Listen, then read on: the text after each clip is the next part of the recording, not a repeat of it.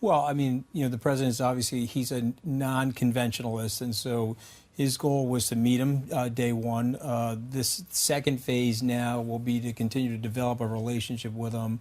Obviously, there's a caution on the side of the North Koreans in terms of giving up those weapons because they see that as major leverage. And so I think what the president's going to be doing in this summit is laying out the economic proposal. You may remember that 3 or 4 minute, or maybe it was a little longer than that sexy video about economic prosperity in North Korea.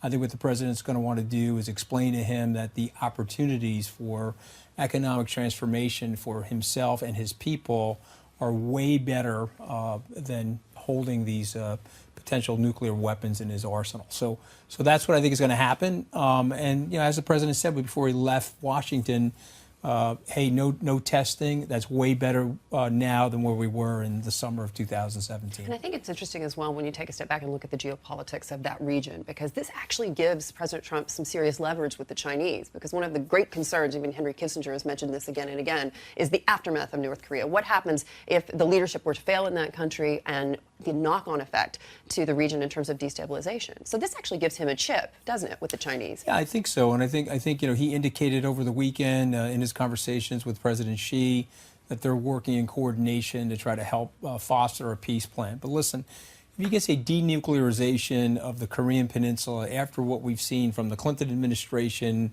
through the current Trump administration and the acrimony and the uncertainty and the risk that North Korea has been associated with.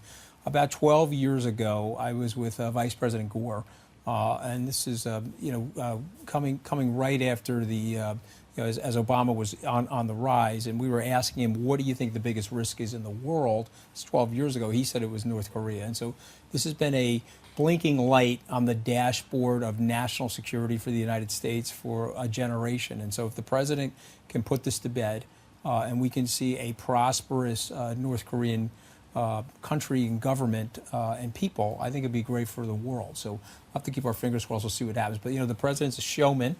And so he'll be generating a lot of ratings out there. And sir, this is Jumana from Singapore. I want to bring it back to just like you take a review of the last couple of months. The president has been a lot more active in terms of foreign policy, whether it's talking about Venezuela, looking to get a deal done with China, this Trump-Kim summit, part 2 that's happening. It's all happened in the space of the last few months. How much of that do you think is just setting himself up for the presidential elections next year? And do you think this is a strategy that's going to pay off back home when people look at what he's done from a foreign policy perspective? Yes, I absolutely do think that. And I would say that there's a three-legged stool for the 2020 reelect. The first one is the domestic piece, and that's to keep the economy and the stock market growing. I like to tell my friends that the only poll that the president is really concerned about is the S&P 500. He looks at that pretty much daily, and if it's going in the right direction, he thinks his re-election chances are pretty great. So it's a domestic economy approach. The second piece for him, as you guys probably know out here, is border security. He's very, very, very concerned about that. He thinks that plays very well to his base. And then obviously the third leg of the stool is to see if he can help to create more regional stability here in the Middle East, denuclearize the North Korean peninsula, and then reset the trade situation for America as it relates to China and the EU. And so if those things happen and the economy continues to grow, I think he'll be very tough to beat in 2020.